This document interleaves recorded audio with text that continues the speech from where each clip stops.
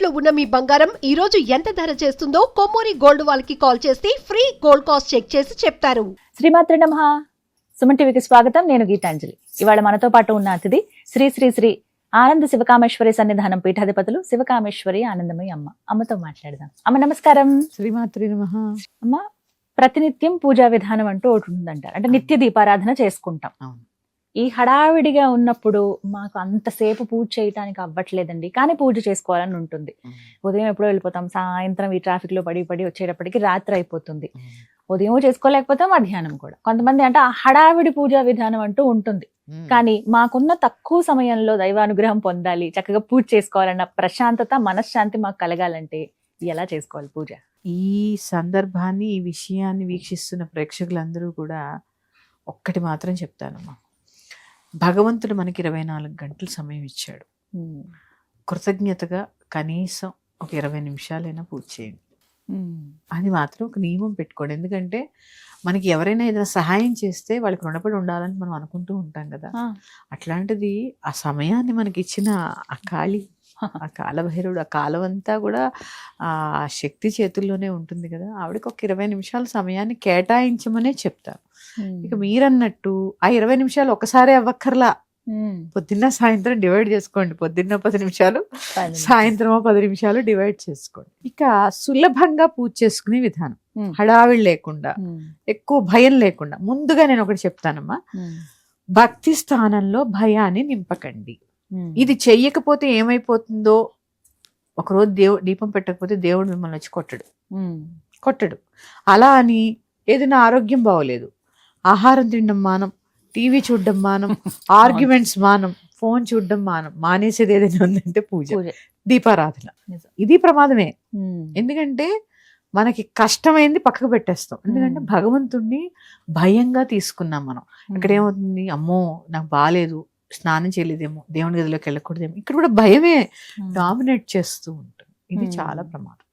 అసలు ముందు భక్తి, అసలైన భక్తి కావాలి అంటే భయాన్ని పక్కకి చెత్తబుట్లో పడేయండి. భగవంతుడు అనేవాడు వీటన్నిటికీ అతీతుడు.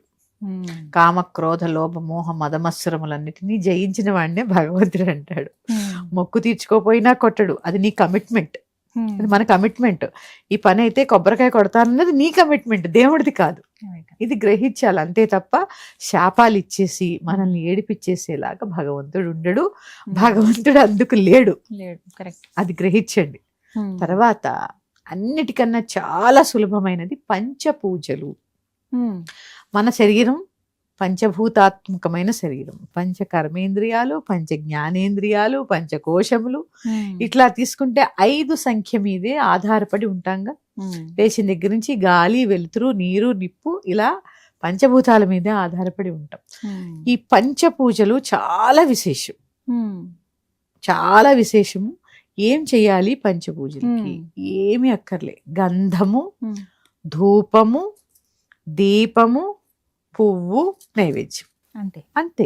పంచోపచార పూజ అయిపోయింది. మరి దీనికైనా మంత్రాలు ఉంటాయా? ఏ మంత్రము లేదు. మీకు ఏ మంత్రం రాదు, మీకు అమ్మవారు అంటే ఇష్టం. శ్రీమాత్రే నమః గంధం సమర్పయామి, శ్రీమాత్రే నమః పుష్పం సమర్పయామి, శ్రీమాత్రే నమః ధూపం సమర్పయామి, శ్రీమాత్రే నమః దీపం సమర్పయామి, శ్రీమాత్రే నమః నైవేద్యం సమర్పయామి. అయిపోయింది పూజ. ఇది కానీ త్రికరణ శుద్ధిగా చేయండి. ఈ చేసే పూజ 2 నిమిషాల సమయం కూడా పట్టిందా లేదా? పట్టదు.